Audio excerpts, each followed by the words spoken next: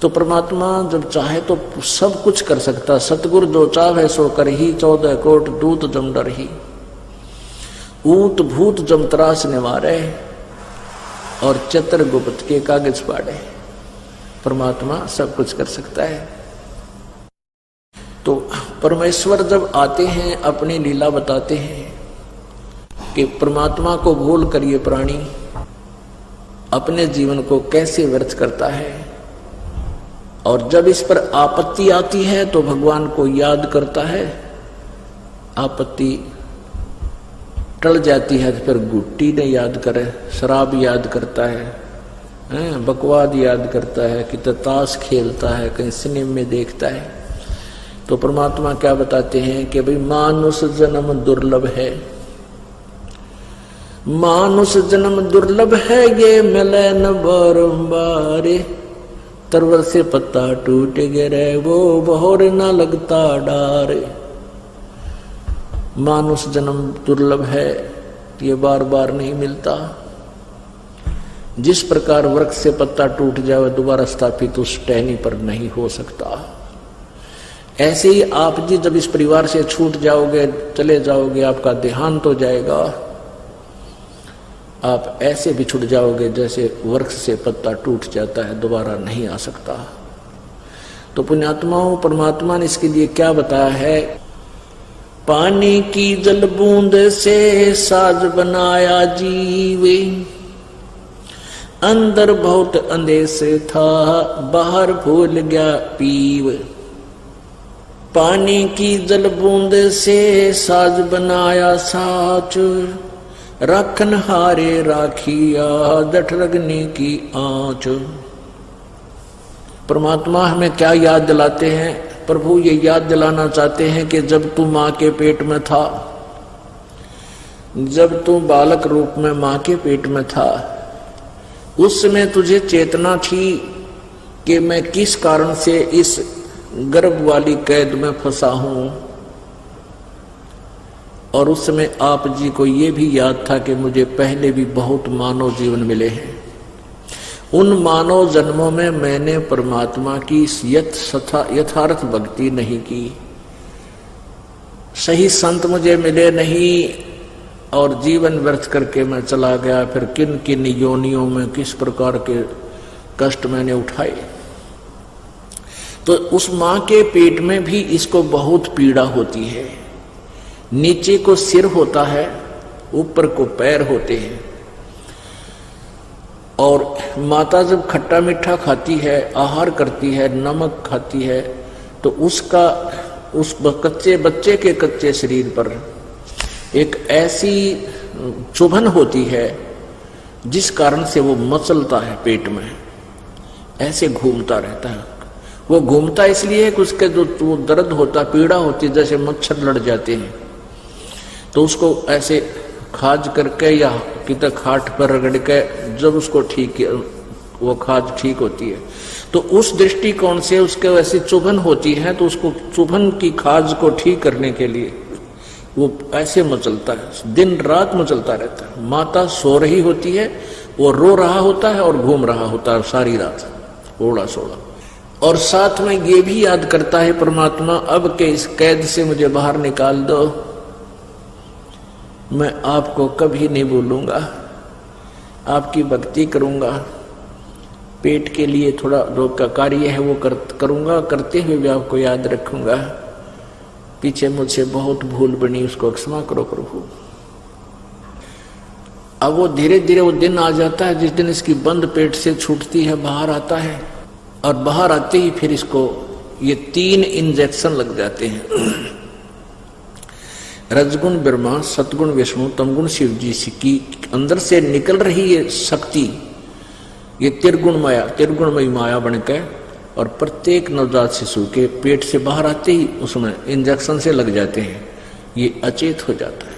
इसको कुछ याद नहीं तू कौन था, कहां से आया है, ये काल भगवान की व्यवस्था है। तो उसको नए सिरे से पढ़ा जाता है, तो ये तेरा काका है, ये तेरी चाची है, ये तेरा चाचा, ये तेरा मामा, ये तेरी बुआ, ये तेरी माँ, ये तेरा पिता।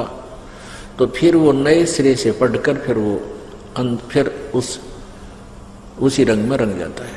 अब भगवान भूल जाता है। काल यही चाहता है कि जवान युवा होते शादी हो जाए, शादी होते बच्चे हो जाए, फिर जुड़ जा काल के कोल्लू में, सारी उम्र पेट भरने के धंधे में बर्बाद करके मनुष्य जीवन को और मृत्यु को प्राप्त हो जाए, फिर गधा बन जाए। परमात्मा आते हैं, अपनी प्यारी आत्माओं को समझाते हैं, तुम जिस क्रिया को कर रही है फाइनल नहीं है। इस क्रिया के, इस कर्म के साथ साथ आपने एक आवश्यक कार्य भुला रखा है, परमात्मा की भक्ति का। आप पे आवे हैं, आप पे भगवान की में, आप पे परमात्मा है, और आप ही अपनी भक्ति के लिए अपने से अन्य भगवान बताकर आपको प्रेरित करते हैं। क्या बताते हैं? उस समर्थ की रीझ छुपाई, उस परम पिता, उस समर्थ परमात्मा ने तेरे ऊपर रीझ के यानी प्रसन्न होकर तेरे को मां के पेट से बाहर निकाला, जब तू रो रहा था, तड़प रहा था और वचनबद्ध हो रहा था कि भगवान मैं कसम खाता हूं आपको, आपकी भूल नहीं पड़ेगी, मैं आपकी भक्ति किया करूंगा। अरे फिर बार आते भूल गया। उसके लिए क्या बताते हैं? उस समर्थ की रीझ छुपाई, इब कुल कुटुंब से राता, गर्भ के अंदर वचन भरे थे, कहाँ गई वो बाता। कितने प्यार थे। कहते हैं तब तू ये दिक्कत न बेटा बेटी कार को ठीक, भगवान दिखाई ना देता। तो क्या बताते हैं कि उस समर्थ की रीझ छुपाई, जिस परमात्मा ने प्रसन्न होकर तेरे को सकुशल मां के गर्भ से बाहर निकाल दिया, उसको भूल कर तू भी एक दूसरे पर आश्रित हो गया है। मेरा बेटा ऐसा है, मेरा बेटी ऐसी है, इतनी कमाई करती है, फलाना करती है, और भूल गया भगवान को। उस समर्थ की रीझ छुपाई, कुल कुटुंब से राता, रात माने लीन हो गया, कुल कुटुंब में उलझ गया तू। और गर्भ के अंदर वचन भरे थे, कहाँ गई वो बाता। जैसे कोई किसी को अपने प्यारे मित्र, बहन, भाई, सहेली को बताता है ना, अच्छा भूल गया उन बातों ने, देख याद कर ले उस दिन क्या कहा था तू, उस दिन क्या कह रहा था, ये भूल गया। तो यानी उसको वो वस्तु याद दिलाने के लिए, उसको मोल्ड करने के लिए परमात्मा, जैसे वचन कहे जाते हैं, परमात्मा प्रत्येक वाणी का प्रयोग कर रहा है। जैसे अपने आत्मा परमात्मा ने इतनी मोटी वाणी बोल रही, इतना मोटा ग्रंथ बना रखा है, अपनी वाणी बोल बोल के, कबीर सागर, कबीर वाणी, लोको कबीर दो हावली है। और फिर जिन संतों को मालिक ने अपनी चेतना दी, उन साक्षात्कार कराया, उनके अंदर ज्ञान योग खोल दिया, उन महापुरुषों ने भी से मोटे मोटे ग्रंथ परमात्मा की महिमा के बना रखे हैं। इसलिए बना रखे हैं कि ना जाने कौन सी वाणी किसके चुड़ जा और उसका जीवन बदल जावे, वो निकल जा काल के जालते हैं। जैसे कुएं में बाल्टी गिर जाती है, कुएं में बाल्टी डोल गिर जाता है जो पानी निकालने वाला होता है, तो उस बाल्टी को निकालने के लिए एक रस्से से बांधकर 20, 22, 21 हुक डाले जाते हैं। उनको एक ऐसे गुच्छा बना दिया जाता है हुकों का, किसी का ऐसे मुंह, किसी का ऐसे मुंह, किसी का ऐसे, और ऊपर से इकट्ठे बांध दिए जाते हैं एक कड़े में, और रस्सी से बांधकर उनको नीचे डाल दिया जाता है। बाल्टी को खोजने के लिए ऐसे घुमाते हैं कुएं में, कूप में, तो वो ना उस एक कुंडे में उलझ के आ जाती है। इसलिए ज्यादा डाले जाते हैं कि ना जाने कौन से कुंडे में उलझ जाए, वो कौन से हुक में सूत बैठ जाए, वो निकला हुआ बाहर। तो ये वाणी रूपी परमात्मा ने ये कुंडे यानी हुक डाल रखे हैं, ये बोल रखी है, ना जाने किस प्यारी आत्मा के कौन सी वाणी चुभ जा और निकला दलदल से बैठ जा, सत्संग में आकर भक्ति करे अपनी। अब माँ से के पेट से आने के बाद ये नए सिरे से इसको पढ़ाते हुए परमात्मा बताते हैं, पानी की जल बूंद से साज बनाया साची, रखण हारे राखिया तू जठरग्नि की आंचे। माँ के पेट में, गर्भ में, जहाँ हमारी पाचन क्रिया का सिस्टम है उसको जठराग्नि बोलते हैं, वहाँ बहुत जबरदस्त हीट है। अब परमात्मा की व्यवस्था बहुत जबरदस्त है और पुण्यात्मा ही इसको समझ सकती है। जहाँ पर भोजन हम जैसे रोटी आटा मतलब जैसा भी पक्का कच्चा कर लिया, कई कच्ची सब्जियां भी खाते हैं, फल भी खाते हैं, और रोटी भी एक कच्ची पक्की ही होती है। इनको हम खाते हैं तो अंदर जा करके इनको दोबारा गर्म करता है, अंदर परमात्मा का एक सिस्टम है। और उनको इतना गर्म कर देता है कि उनको नए सिरे तो अलग अलग अंश बनाए जाते हैं। तो कहते हैं उसी जहां तो तेरा एक चीकला सा बन रहा था शरीर का मां के पेट में गर्भ में, और वहीं पर इतनी भयंकर आंच थी, तेरा जरा सी लग जा तो सारा खत्म हो जाए। अब कहने का भाव परमात्मा का ये है कि जिस भगवान ने मां के पेट में भी तेरी रक्षा की और मां के गर्भ में तुझे आहार पहुंचाया, क्या आज वो तेरे प्रति सचेत नहीं है? कहने का भाव यह है कि जैसे मां के पेट से बच्चा बाहर आता है, बाहर आने से पहले मां के स्तन में दूध नहीं होता, और बच्चा बाहर आते ही इतना दूध भगवान दे देता है बच्चा पीवे और जूठा छोड़े, और उससे पहले ट्राई करके देख लो एक टोपा दूध नहीं होता।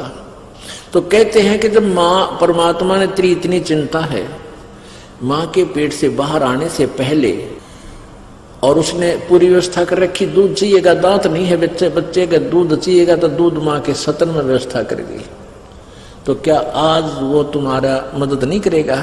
तुम अपने में सियाने बन के चोरी करके मिलावट करके बकवाद करके 1 मिनट की फुर्सत नहीं भगवान भजन की, तो इन बातों से मन हटेगा, इन बकवादों से, और समय निकलेगा भगवान से। एक समय एक माई के बच्चे ना होया करते, एक संत उनके द्वार पर आता था, माई ने काफी प्रार्थना की। एक दिन उस संत ने कहा कि माई तेरा संतान जो हो जा, भगवान सुन ले तेरी, तो पहली संतान पहला पुत्र मुझे दे देना, मैं अपने शिष्य रूप में रख लूंगा। उसने नो चिंता थी तू बड़ होएगा तेरी सेवा कौन करेगा, एक बालक बचपन से रंग दूंगा उसने अपनी रंग में, वो संसारिक में ना फंसेगा।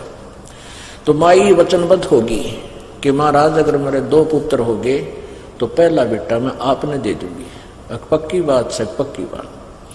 परमात्मा की रजा हुई, पहला पुत्र हो गया, और वो साल भर का हुआ इतना दूसरा और हो गया, तीसरा और हो गया, 1-2 बेटी होगी, और उससे कई वर्ष हो गए थे शादी ने, उनका संतान ना हुई थी।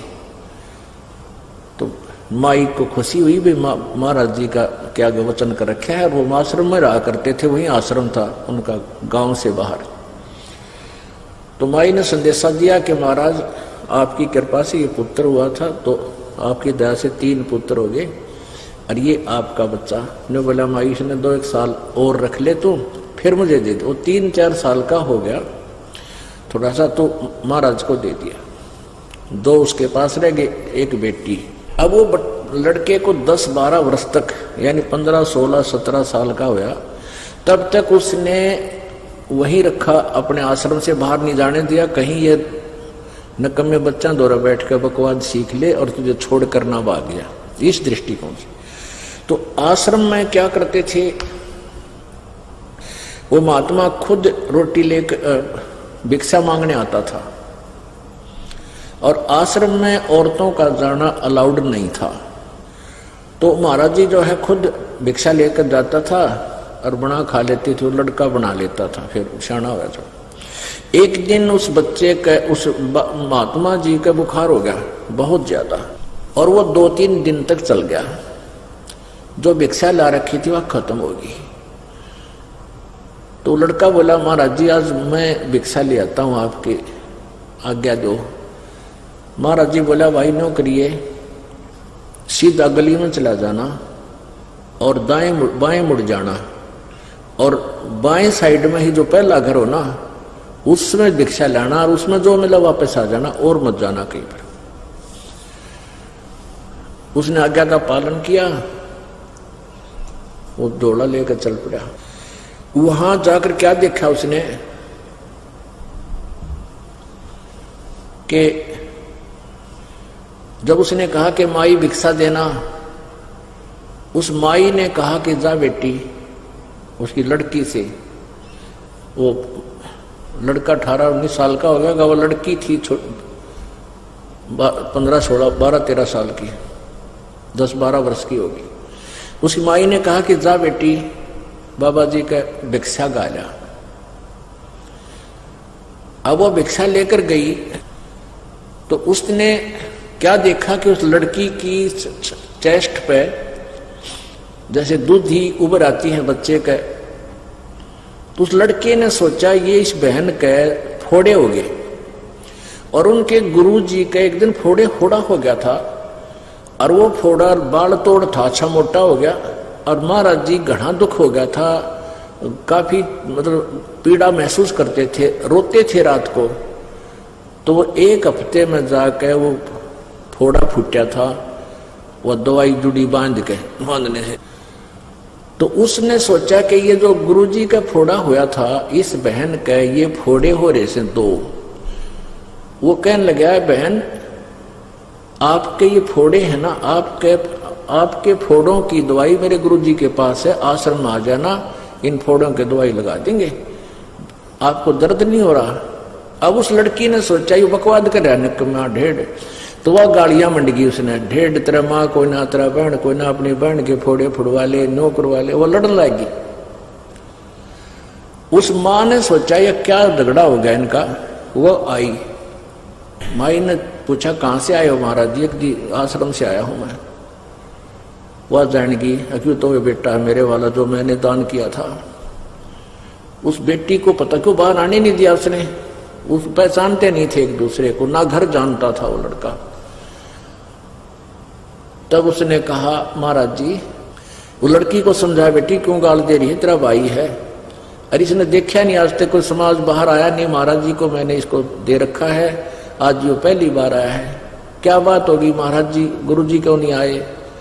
वो बच्चा बोला माई की बेटी, गुरु जी को बुखार हो गया है इसलिए मुझे भेजा है, और उसने यही घर बताया था कि और घर से भिक्षा भी नहीं लाना है।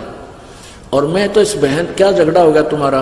कि मैं तो इस बहन को कह रहा था कि मेरे गुरुजी का फोड़ा हो गया था, वो बहुत रोया करते थे, मैं इसको पूछ रहा था तेरे इन फोड़ों में दर्द नहीं होता बहन?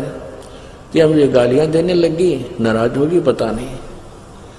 तो वह माँ तो जानेगी, तो भोला भगत से इसको पता नहीं किसी वस्तु का, बहन वह दुख मानेगी कि नकम्मा आदमी मुंडा बोला है।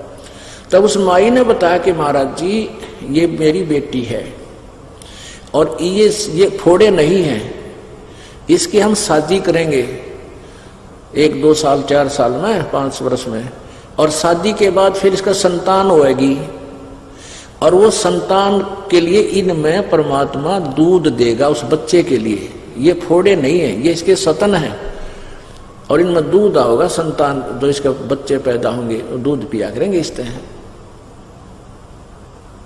अब कब कितने दिन में शादी करोगे? कि 2-4 वर्ष में और शादी करेंगे, और 1-2 वर्ष में फिर बालक होगा।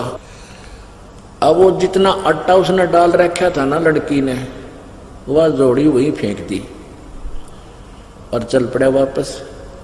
अब क्या सोचा उस बालक ने कि हे परमात्मा, जब माँ कद आज यह लड़की 4 साल बाद से ब्याही जाएगी, और 2 साल के बाद जिसका बच्चा होगा 6 साल हो गए, और 6 साल एडवांस भगवान ने प्रबंध कर रखा आने वाले बच्चे का, तो हमने कि आश्रम में भूखे मरण देगा, क्यों मांगते अंडे? वह बूढ़े जोड़ी पटक दी ठा।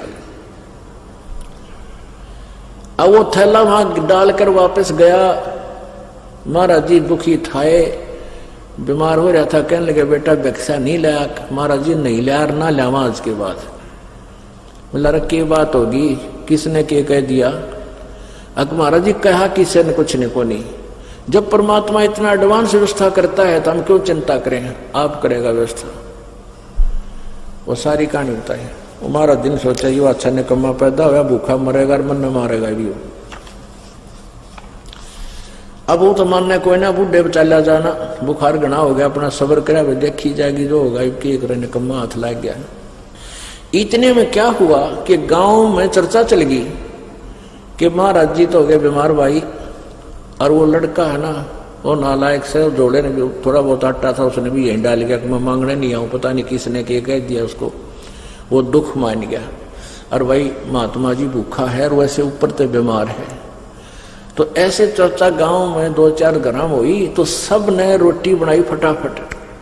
दोनों सा सुना हुआ बना लग जाए, मैं रोटी लेकर जाऊंगा, एक दूसरे से सलाह बनी। तो लाइन लगी रोटी ले जाने वाले की। वहां शाम वो पहुंचे ना, 10-15 कट लगातार रोटी ले जाओ। वहां आश्रम में ढेर ला दिया रोटियां का 4 बजे। तब वो लड़का बोला, गुरुजी हम तो वही मांगते फिर थे, देख मालिक ने ठाठ ला दिया। और उस गांव ने उस दिन के बाद वो एक घर की डेली ड्यूटी ला दी कि प्रतिदिन एक घर इनकी रोटी यहां पहुंचाया करेगा। बोलो सतगुरुदेव। तो क्या बताते हैं, पानी की जल बूंद से ये साज बनाया साच, रखन हारे राखिया तू जठरग्नि की आंच। अष्ट चाम रग रोम सब किसने की नागूद, उदर बीच पोषण किया बिन जननी के दूध। उस परम पिता की महिमा बता रहे हैं आदरणीय गरीबदास साहिब जी कि जब तू माँ के पेट में था, माँ के पेट से बाहर आया तब तक दूध का ढूल ढेर लगा दिया तेरे लिए, लेकिन माँ के पेट में भी उसने पाला तू। उस समय ना कोई भाई था तने संभालने वाला, ना बहन थी, ना माँ थी, ना पिता था, ना कोई आहार लाने और ले जाने वाला था। कहते माँ के पेट में भी तेरी परवरिश कैसे की, उसने व्यवस्था बना दी माँ की नाभि से, और तेरी नाभि का कनेक्शन कर दिया, इंटरनल कनेक्शन, और वहां से तेरी परवरिश कर दी। उर्दमुखी जद रह था तल सिर ऊपर पाँव, राखन हारे राखिया जठरग्नि की लावे। अस्थि चाम रग रोम सब, कहते उस परम पिता ने तेरे आड़ चाम नस नाड़ी रे कितनी व्यवस्थित, चांग की आवश्यकता थी वही अंग वही व्यवस्थित वही लगा रखा। अस्थि, अस्थि माने हड्डी, हस्थि अस्थि चाम रग रोम सब किसने की न्यागूद, मांस को गुद बोलते हैं, गुदा गुद। उदर बीच पोषण किया बिन जननी के दूध, माँ के पेट में भी तेरा परवरिश बिना दूध के की, और बाहर आया तो दूध का ढेर लगा दिया। तू ही तुतकारे थी जपे था जपा जाप, और बाहर आके भरम गया तो बहुत करत है पाप। माँ के पेट में तो तू ही ये भगवान बस पक्ष बाहर निकाल दो, आपको बोलूंगा नहीं, तू ही, तेरे बिना कोई नहीं हमारा, तू ही तुतकारे थी वहां जपता जपा जाप, और बाहर आके भरम गया तन बहुत किए अब पाप। तू ही तुतकारे थी रलंकार धुन ध्यान, कदे तड़प तड़प का मालिक ने याद करे था अंदर से कसक के साथ। जिन यो साज बनाई या जाकू ले पहचान, जठरग्नि से राखिया ना साई गुण भूले, ओ साहेब दर हाले है क्यों बोवे है सूल। क्या बताते हैं, उस परम पिता की गुणों को भूला मत भाई, जिसने तेरी ऐसी आपत्ति में रक्षा की माँ के पेट में। सबसे भयंकर दुख है माँ के गर्भ में आपको। एक प्राणी का 100 वर्ष जीवन और 100 वर्ष कोड लग जा, उससे भी ज्यादा दुख 9 महीने के अंदर इस गर्भ के अंदर आप काट कर बाहर आते हो, और बाहर आते भूल जाते हो, क्योंकि बिना ज्ञान के बगैर सत्संग के हम ऐसे धोखा खाते रहे। जठरग्नि से राखिया ना साई गुण भूले, उस माँ के पेट में आग बढ़ी थी, वहां भी तेरी रक्षा की। जैसे होली को, प्रहलाद को होली से बचाया था, ऐसे ही माँ के पेट में होली है, उसके साथ तेरी रक्षा की परमात्मा ने। न साई गुण भूल, उस परम पिता के गुणों को भूल मत। और ओ साहेब दर हाल है क्यों बोवत है सूल, कि वो परमात्मा आज भी है, तू ये खोटे कर्म ना करे, चोरी ठगी रिश्वत खोरी बकवाद है, इन न छोड़ दे, आज भी इतना वो तेरे अवश्य देगा। देखो पुण्यात्माओं, यदि आप संत शरण में आते हो, परम संत की शरण में, कबीर जी की शरण में, परम संत के माध्यम से, तो आपके भाग्य में ना होगा वो भी देगा अच्छी वस्तु, और दुर्भाग्य होगा आपका कैंसल करेगा। और अन्य जो साधना तुम कर रहे किसी अन्य भगवानों की, वो साधना शास्त्र विरुद्ध होने से आपको लाभदायक नहीं है, लेकिन जो संस्कार है वो ही आपको मिल रहा है। तो यहाँ दोनों लाभ होंगे आपको। जठरग्नि से राखिया ना साई गुण भूल, वो साहेब दर हाल है क्यों बोवत है सूल। ये खोटे कर्म करके अपने पाप कर्म रूपी ये काटे ना बोवा, भविष्य में तेरे प्रारब्ध में लिखे जाएंगे। जठरग्नि से आध घड़ी की आध घड़ी, आध घड़ी की आधी, संतों से ती गोष्ठी जो की जैसो लाभ। आध घड़ी की आध घड़ी, आध घड़ी की आध, और संतों से ती गोष्ठी जो की जैसो लाभ। अब देखो वही बात आ जाती है, एक 22 मिनट की घड़ी होती थी और 2.5 घंटे का 20 मिनट की घड़ी होती है 24 मिनट की, 24 मिनट की घड़ी होती थी, तो अब 2.5 घड़ी का 1 घंटा बन जाता 60 मिनट। तो कहते हैं आधी घड़ी यानी 12 मिनट परमात्मा की चर्चा यदि किसी भक्त संत के साथ तेरी हो जाएगी, उससे भी बहुत लाभ मिलेगा। अपने आत्माओं कहते हैं सूत्या संत जगाइयो, सूता साधु जगाइयो, वो करे नाम का जाप। ये तीनों सूते भले, सिंह साकट और सांप। कहते हैं ये 3 तो छेड़ियो मत।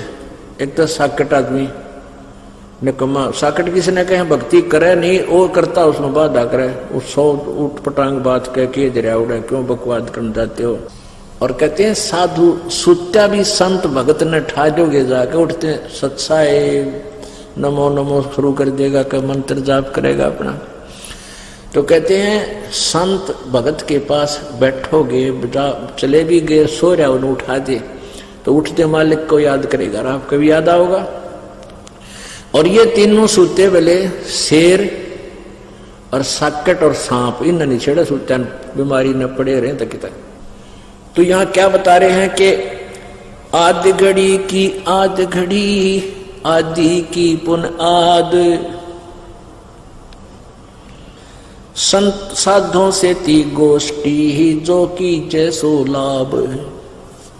आधी की 12 मिनट और 12 की फिर आधी यानी 6 मिनट, यानी 67 जैसे उस बहन का पति मर गया था, दुखी बहुत थी, इकलौता लड़का वो भी बिगड़ गया था। तो प्रारंभ में वह बहन गई, कुशल मंगल ही हुई थी, और भगवान की चर्चा 5, 7, 10 मिनट उसने की। फिर धीरे धीरे वो इतनी भूख बढ़ती चलेगी और वो मालिक के चरणों में आगे कल्याण हुआ, परिवार का उद्धार हुआ। तो यहां उसी की तरफ संकेत है।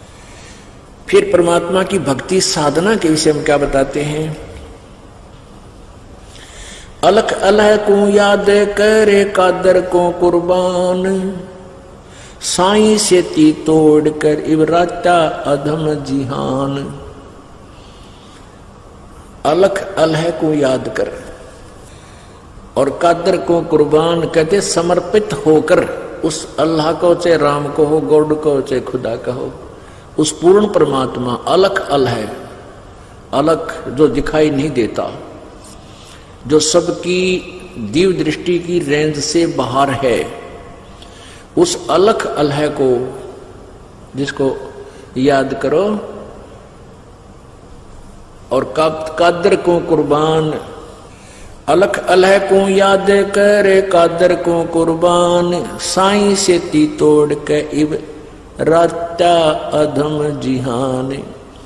परमात्मा ने भूल के ए अधम, ए नकमी आत्मा अब संसार में लीन हो गया है, कार मेरी, कोठी मेरी, फलाना मेरा, 1 मिनट में मृत्यु हो जा। जो काम करना था वो तो रह गया, इन कोठी और कारा उलझ गया। और परमात्मा कहते हैं जतन कार कोठी भी चाहिए तो अब मैं दूंगा आवश्यकता अनुसार। पर श्रद्धा से पूरे विश्वास के साथ लग उन कार कोठियों का सदुपयोग करना, भगवान की चर्चा करना घर में, और फिर कार में बैठकर अपने सत्संग में आना, बच्चों को लाना, कोई और ना आ सके उस भक्त में बैठा लाना।